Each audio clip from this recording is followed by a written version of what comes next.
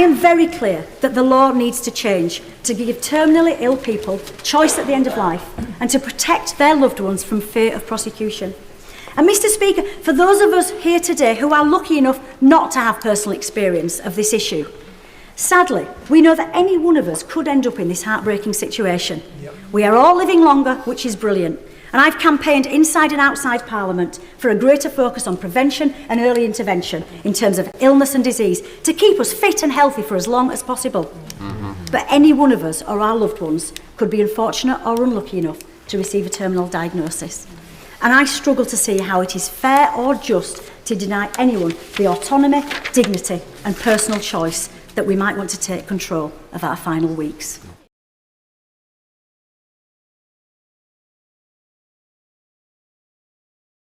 I rise today in support of this incredibly important bill. Like many colleagues here, I have been contacted by hundreds of my constituents on both sides of this debate. I have been moved by their personal stories that bring home the impact of this legislation could have on them and their families, and I want to put on record thanks to everyone who's contacted me. I fundamentally believe in the right to choose at end of life, and that's what this bill is about, giving dying people a choice on how they die.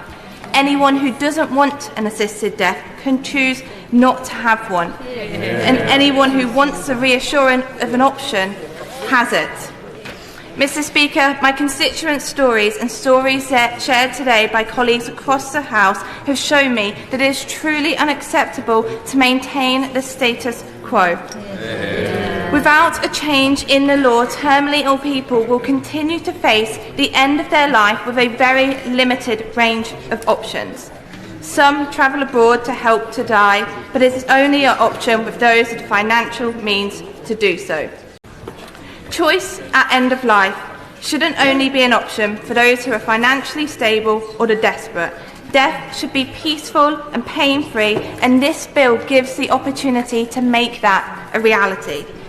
There is no doubt in my mind that this bill, so carefully considered by my honourable friend for Spen Valley, would be an improvement to the lives and liberties of my constituents and those across the UK who are terminally ill, and I urge members across this House to vote for it at a second reading.